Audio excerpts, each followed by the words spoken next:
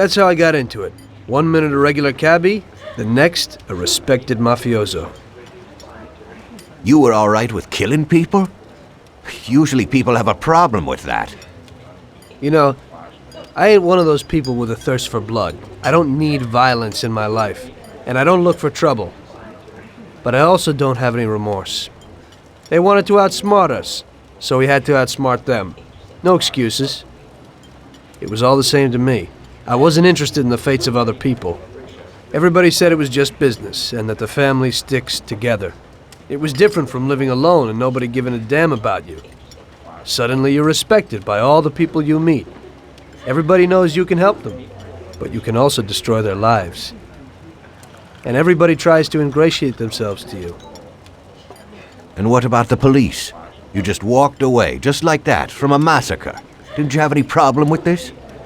You work for the police. You ought to know. You know, the Mafia runs the whole city. The Saleri family makes over 25 million bucks every year. The papers were full of it. But nobody saw nothing. If they wanted to stay alive.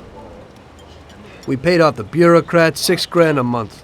Your bosses had liquor at trade price and got payouts for special jobs from both Saleri and Morello. Case closed, lack of evidence. Cops would even move shipments of drink for us. I guess you'd have heard something about that. So what about your two friends? Well, they were better off than you'd think. Saleri had a good doc for his boys, and it's not like he ever asked any questions. In a few weeks, they'd be healthy and back on the streets again. The only one who worried us was Morello. He wanted to be the big cheese, which Saleri couldn't let him do. Saleri had no intention of being in second place. You know, a person becomes a Don because of his thirst for power, and he doesn't care about any other rules than his own. That's how it is, Detective. So he'd be his own boss, independent of the police, of the state, of anyone. That's why a person becomes a Don. Saleri and Morello both wanted it all. They kept sparring with each other, but they both knew that if it all blew up, it would be hell. The big difference between them was in their methods. I heard a little story about Morello.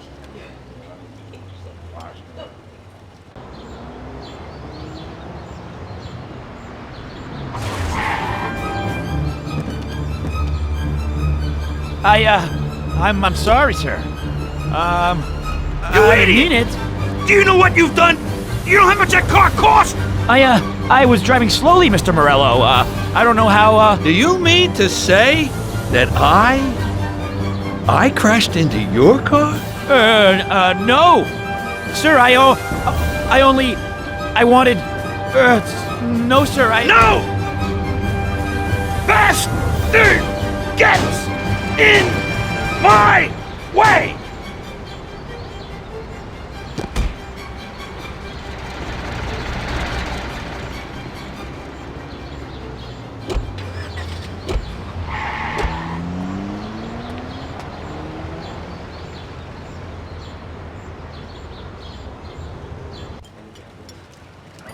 Saleri built his respect as a businessman. Everybody knew that they didn't need to fear him if they did what they should. They knew that if they needed something, they could come to Mr. Saleri. So Saleri made friends, often helped people with various problems, and expected the same in return. When somebody crossed him, they broke a cardinal rule, and everybody knew what would happen. Morello was just a mean bastard. He built his power through violence.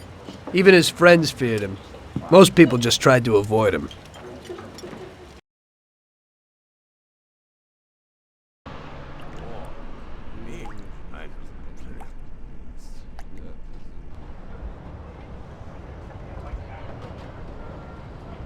Listen, Tommy, I have a delicate job for you. I don't know anyone else who could do it better than you. You're a good driver, and you have experience. Well, to make it simple, tomorrow all the best motors are going to race at the city track. And I bet on one kid who's been a favorite up until now. I helped him along in his career a little. I like fast cars, and I said to myself that I could make back a little on that investment. You understand? And then Ralphie starts saying that some European has come over, and his car is certain to win. Ralphie knows cars. He's real good with them. But otherwise he's a complete moron. What, he couldn't have told me before I bet on the kid? But still, what the hell is a guy, God knows from where, doing here? These are American races.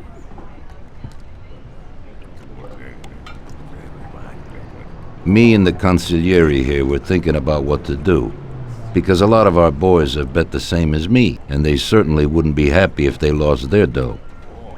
And how would that make me look? Like an old idiot.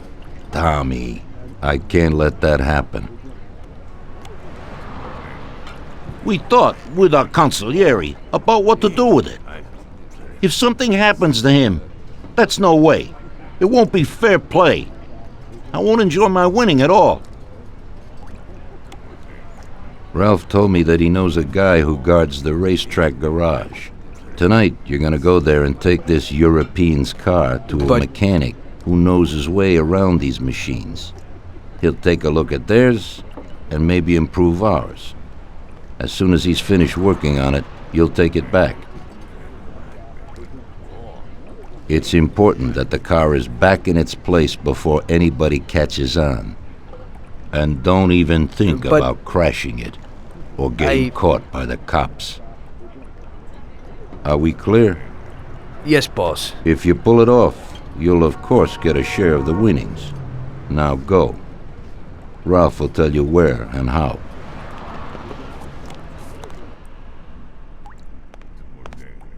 Tom, time's slipping away. Now's not the time to talk.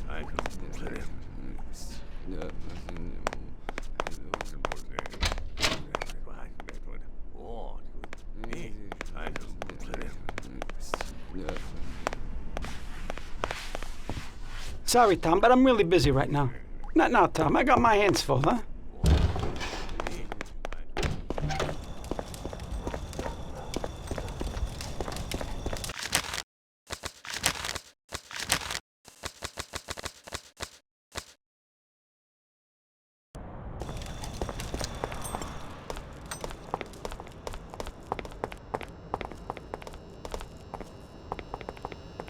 Hey, Ralphie, you got some news about this job? Sure, Tommy. You need to go to the city racetrack and borrow that motor there. My friend Bobby works there. Go around back there, and along the way is the gatehouse. Tell Bobby that Ralph sent you, and Bobby will take you to the car. It's already been agreed with him. And then? You have to take it to the auto service of my friend Luca Bertoni. It's in Newark under the Giuliani Bridge. He'll take a look at it and tune it a little. And then you just take it back. This should be easy enough. But you gotta get it done before 1:15 a.m. when the guard changes, so that nobody knows that somebody drove the motor in the night. There can't even be a scratch on it, and try to avoid the cops. They mustn't catch you. And how'll I get there?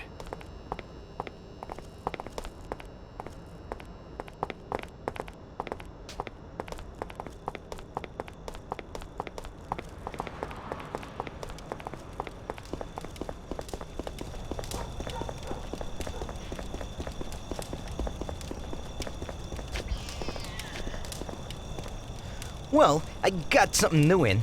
Ain't no big thing to swipe one. Watch. You just stick a piece of wire in here and twist it a little, and you get inside where you gotta join these two wires. Yeah, it shouldn't be a problem. Thanks, Ralphie. Now don't you go sparing the gas, Tom.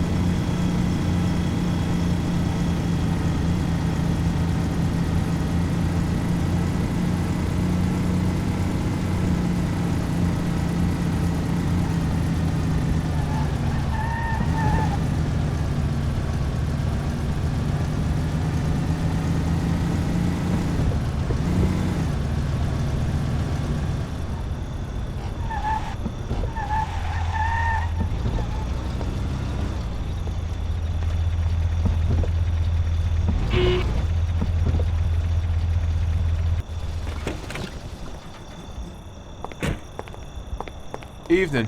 You must be Ralph's friend. That's right. Okay, we'll take your car.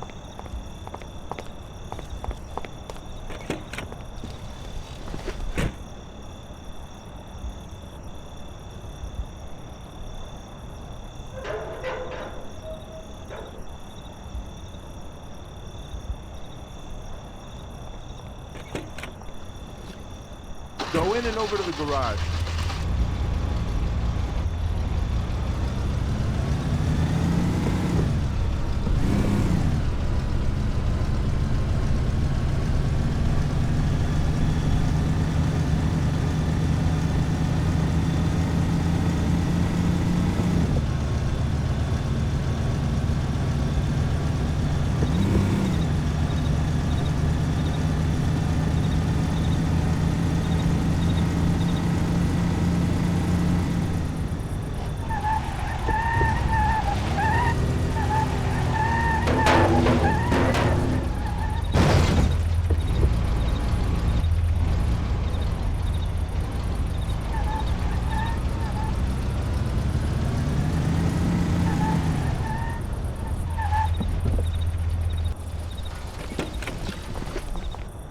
Okay, we're here, buddy. Come on, we haven't got a lot of time.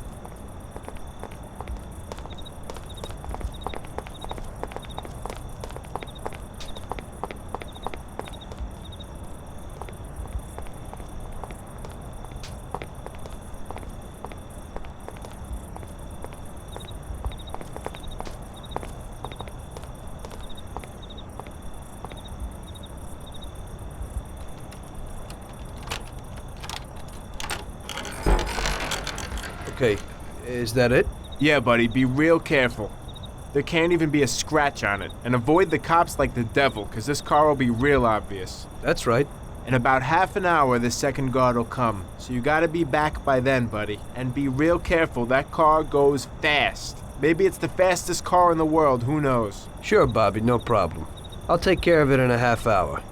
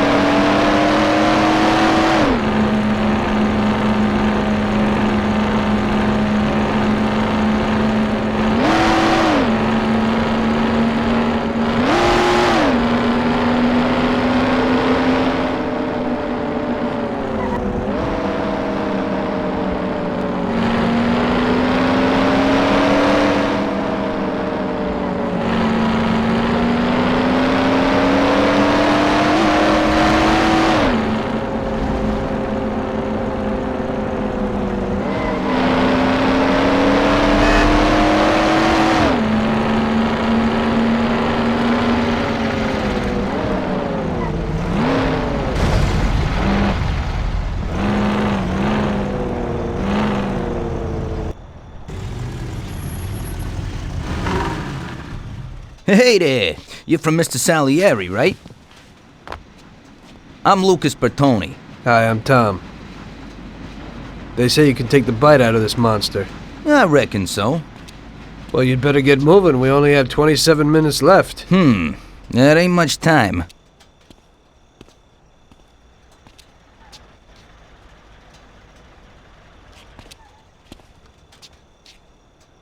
We'll see what could be done. You can hang out a while.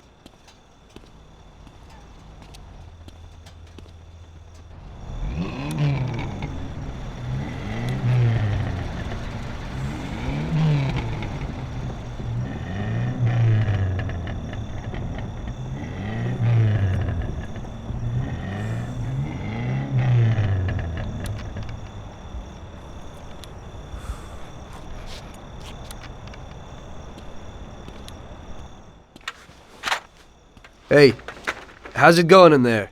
Just finished. You can go. But you're gonna have to hurry. It ain't gonna run as well as when you first brought it in. Thanks. Mr. Salieri appreciates your work. Sure, give my regards to him. If he ever needs anything again, I'd be glad to help out. I bet on the same driver as him.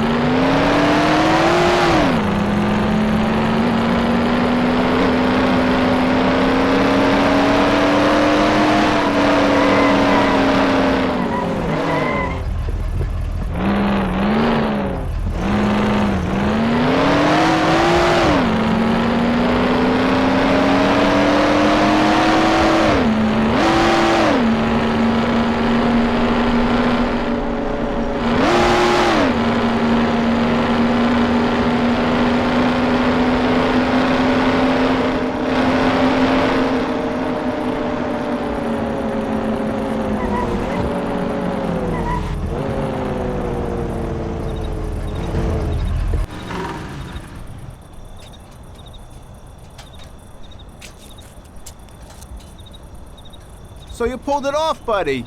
And the car isn't even scratched. Thanks, Bobby.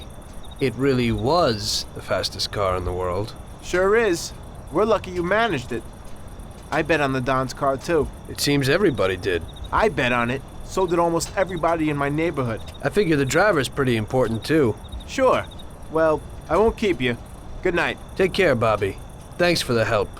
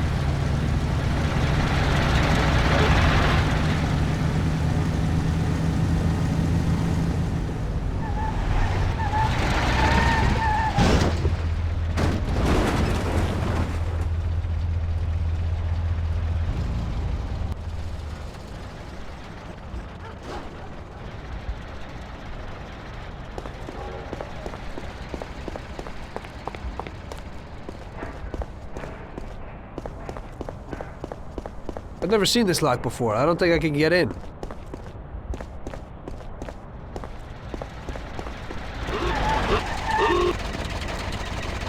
What are you doing with my car?